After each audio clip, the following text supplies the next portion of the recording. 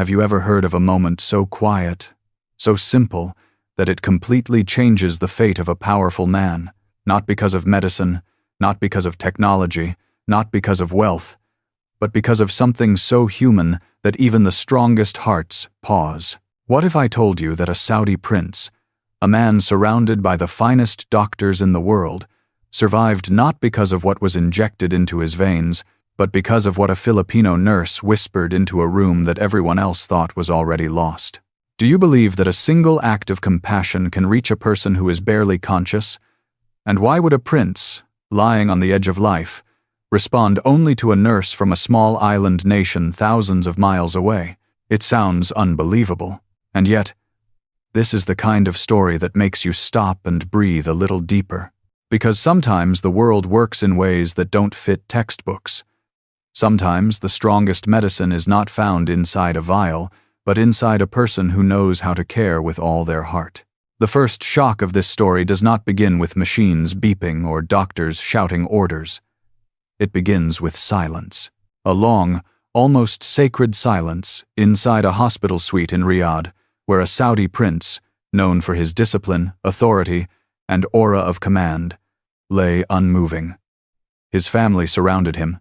His private physicians waited, carrying decades of experience. But none of them could do anything more than what they had already done. The prince's breathing was shallow, his pulse uncertain, and his face pale in a way that frightened even the most seasoned members of the royal household. And in that silence, someone unexpected stepped forward, a Filipino nurse, standing quietly in the back, hands folded, eyes respectfully lowered. Her name was Maria. She had only been assigned to the prince's care for 3 weeks.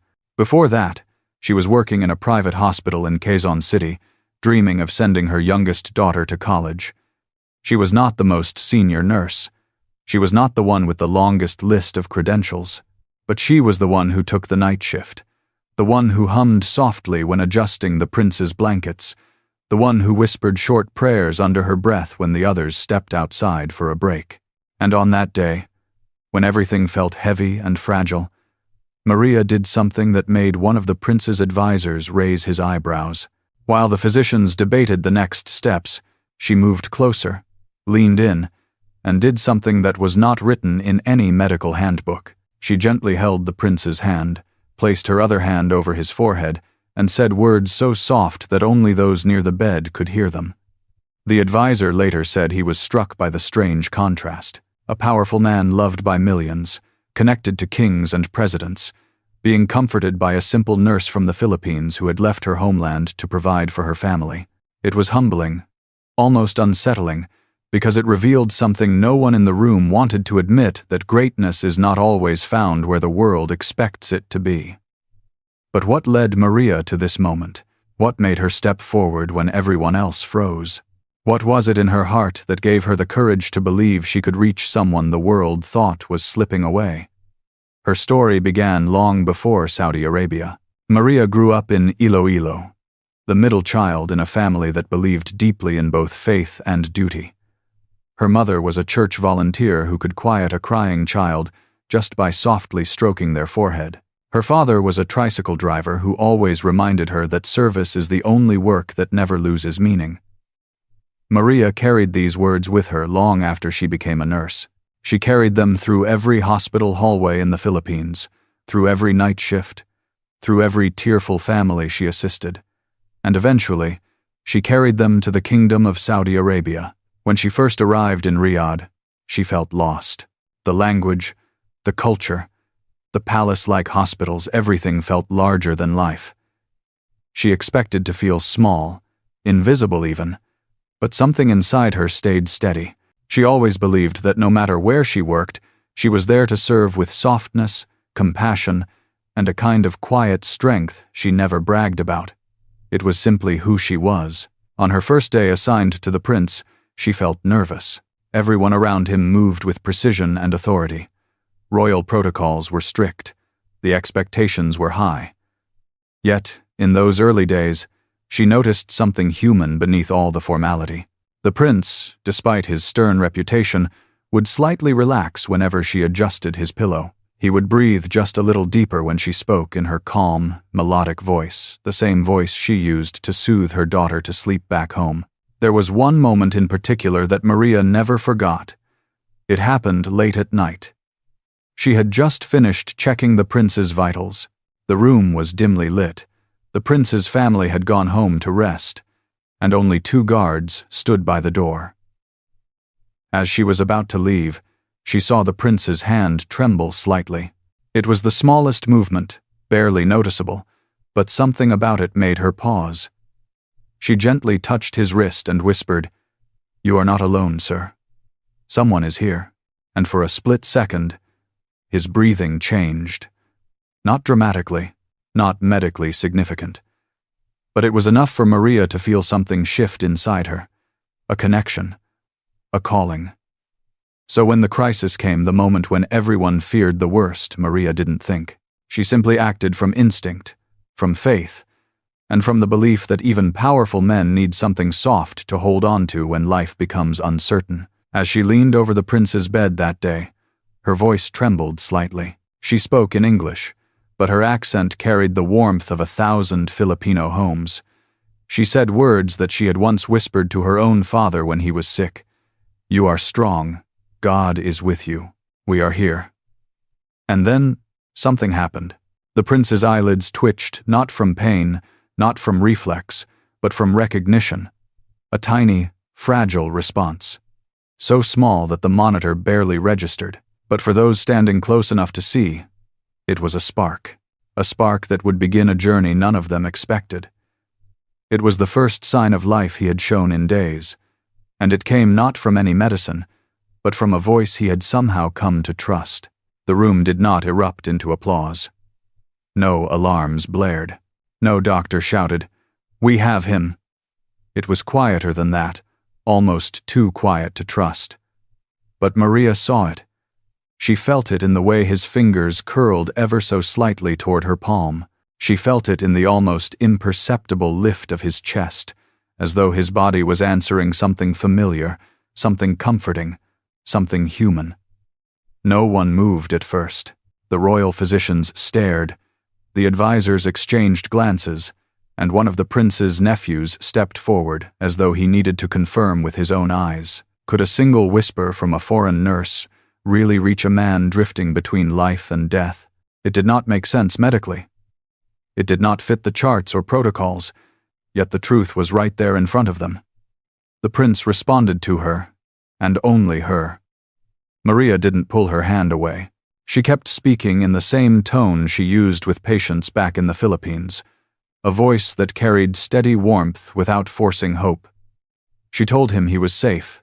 She told him he had people waiting, and though she was surrounded by power, wealth, and titles, she somehow spoke to him as if he were simply a father or grandfather who needed reassurance more than anything else. The doctors eventually stepped in, recalibrating the machines and performing the necessary checks. They confirmed the prince was stabilizing, slowly but clearly. It was not a miracle in the medical sense, it was not magic, but there was a shift.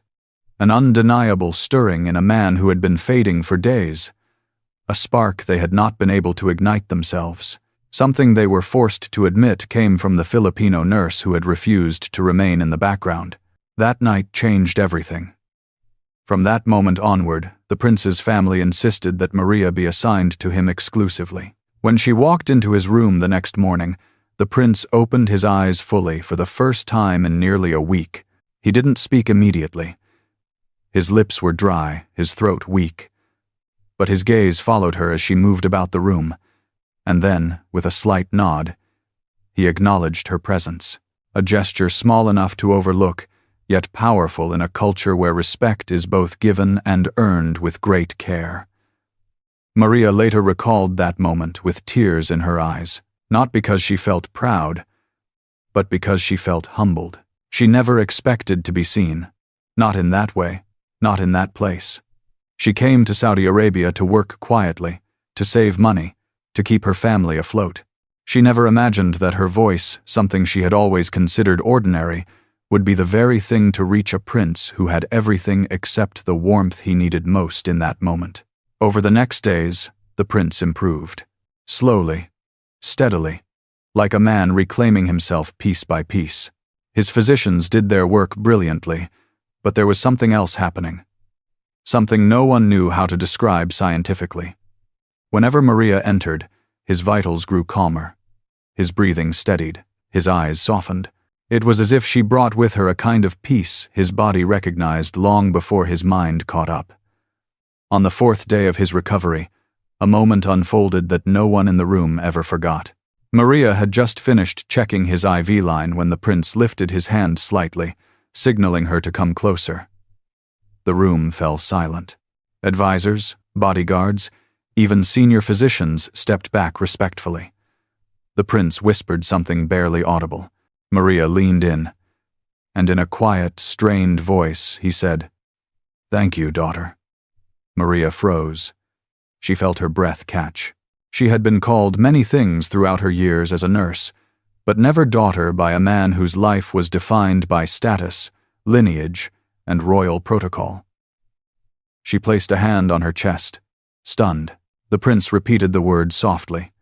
Not because of culture, not because of obligation, but because in those fragile days when he drifted between darkness and light, she was the one voice that reached him, the way family does. Some of the prince's relatives turned away discreetly, their eyes wet. His youngest sister later confessed that she had never seen him speak with such tenderness, not even in moments of celebration. It was as though vulnerability had unlocked a part of him long buried under layers of authority and responsibility. Maria didn't know how to respond, so she did the one thing that came naturally to her. She placed her hand gently on his shoulder and whispered, "You are strong, sir.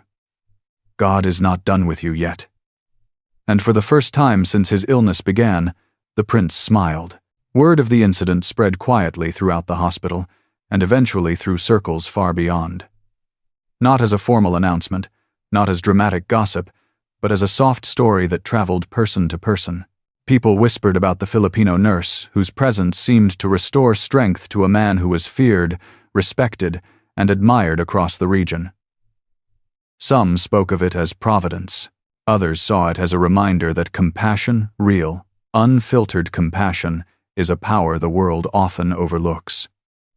When the prince was finally well enough to sit up and speak, he requested an audience with Maria. She walked into the private hall shyly, her hands lightly trembling. She had never stood alone before a royal figure in full health. She did not know what he would say or whether she had unknowingly broken any cultural boundaries, but the prince simply looked at her with the quiet dignity of a man who had learned something profound. He told her that in his weakest hour, it was not medicine that reached him. It was not the sound of machines or the urgency of commands. It was the warmth of a voice that reminded him of faith, of humanity, of the kind of care that cannot be bought or ordered. He asked her where she was from. She told him Iloilo. He nodded slowly, repeating the name as though imprinting it in his memory. Then he said, "Your people have a gift of heart." Maria lowered her gaze, overwhelmed. She didn't know how to carry such a compliment from someone of his stature. But the prince wasn't finished. He told her that the world often measures strength by status and power, but he had learned that true strength sometimes arrives quietly. It comes in the form of kindness, humility, and a voice that speaks with sincerity rather than authority. Weeks later, when he was fully recovered, he insisted on sending a personal message to the Philippine embassy, praising Filipino healthcare workers and expressing gratitude for the dedication they brought not just to him, but to the entire kingdom. It wasn't a public announcement. It wasn't a political gesture. It was personal, heartfelt, and deeply respectful. Maria eventually returned home to the Philippines years later, not with riches, not with fame, but with a story she kept mostly to herself. A story about how one Filipino voice, steady and sincere, touched the heart of a prince at the very edge of life.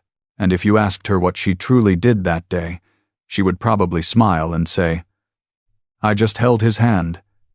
But you and I know the truth. What she gave him was something far greater than medicine. She gave him the strength to return. And in that moment, She showed the world what Filipinos have always carried quietly but powerfully, a heart that heals long before any medicine ever does.